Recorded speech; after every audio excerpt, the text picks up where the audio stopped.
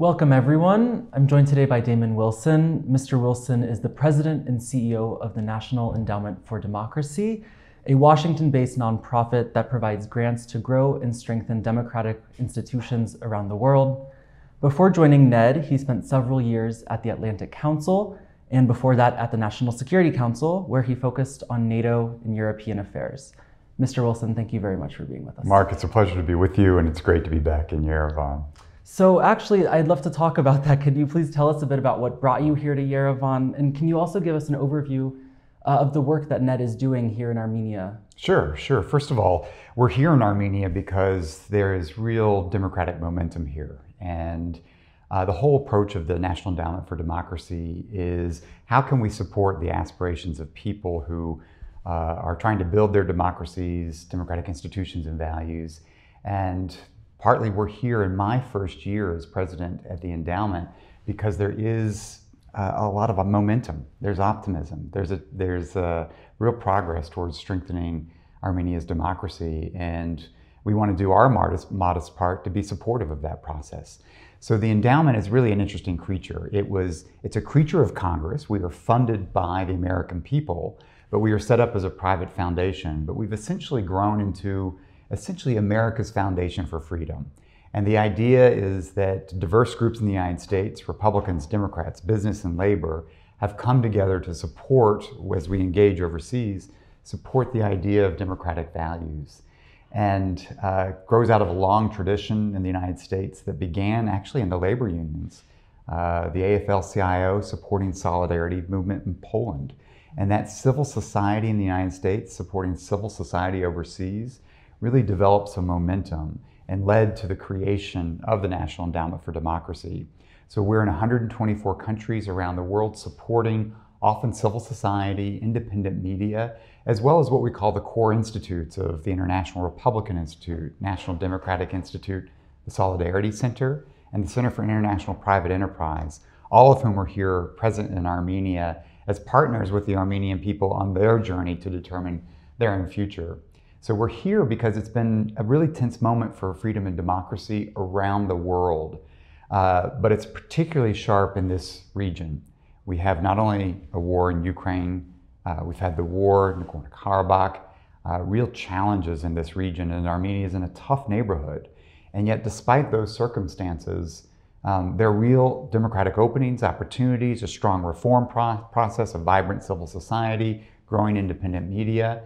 And so we're here just to learn, to hear what we can do, to understand what our partners' needs are, and to be supportive of that effort.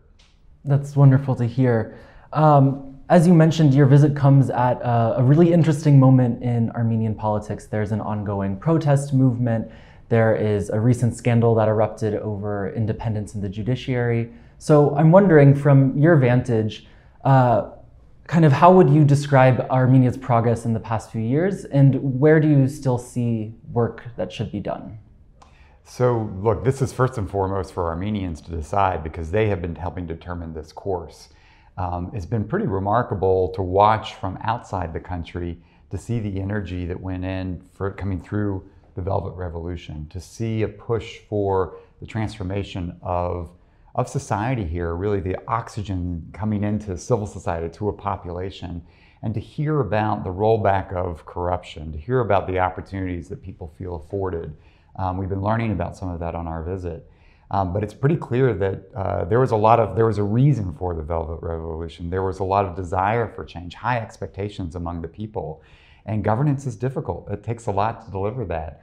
And so we've been really interested in watching the reform process, from police to taxes to judicial reforms that you say, to the electoral code. There is so much on the plate of the reform agenda here in Armenia.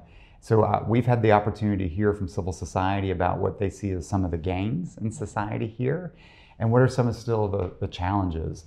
This is, I have to say, I'm really motivated, animated, and energized by what I'm hearing here, because yes, there's still a lot to be done. We had some meetings with the Prime Minister, with government, with civil society. People are unsatisfied in that they want to do more. Well, that's how democracy works. Democracy is people holding their leaders to account, pushing for greater change. I see this every day in my own country. It is a work in progress. And to come here to Yerevan and to see the energy, the enthusiasm, the frustration at times, but knowing that that restlessness, that we want more, that's actually the fabric, the essence that makes society stronger. And so I see real opportunity for the resilience of Armenia's democracy. And the resilience of democracy is so crucial to Armenia's sovereignty, to the ability of Armenians to determine their own future. So these reforms, whether it's judiciary or police reforms, whatever they may be, security sector, defense reform, this is not something coming from the outside. It's really how to deliver on the demands for Armenia's people. And in doing so, how to bolster Armenia's ability for it to determine its own future. It's a messy process, but it's a beautiful process. Absolutely. I'd love to kind of go more on a regional focus now. So your visit also comes amid what seems to be accelerating diplomacy with Azerbaijan and with Turkey.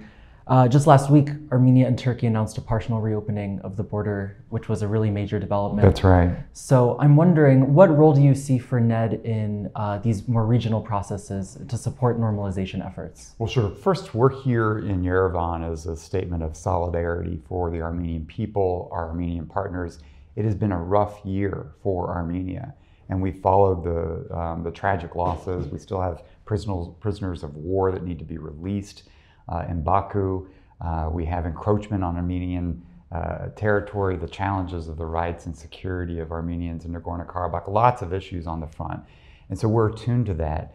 We want to be able to support the people, the civil society that exists in a place like Nagorno-Karabakh. We have support for, as difficult as it is, support for media, civil society in Turkey, in Azerbaijan. Are there voices in those societies that can be constructive voices about the importance of normalization, building a more normal, a better, an open relationship with Armenia? That will be up to the capitals, the diplomacy, and we aren't really part formally of that diplomacy, but we can be supportive of these efforts because part of that is how it can give more oxygen, more opportunity for Armenia to strengthen itself, to protect its sovereignty by having more options, by having options across its borders, to think about how to grow its economy and to invest in its people.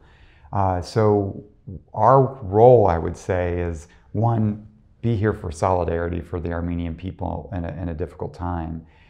Two, to find opportunities to support civil society groups that often have more flexibility to work with each other across difficult geopolitical cleavages.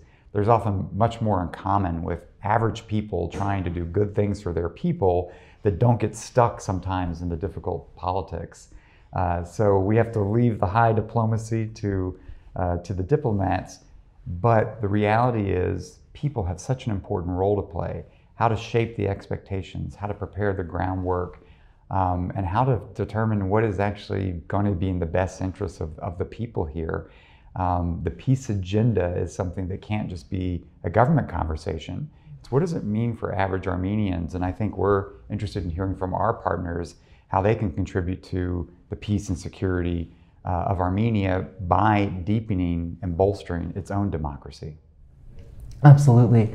Well, Mr. Wilson, thank you again very much for your time. We really appreciate it. Such a pleasure to be with you. It's a great pleasure to be back in Yerevan. Each time we're here, we see more and more progress, and we look forward to returning and are honored to be partners with the Armenian people in this journey.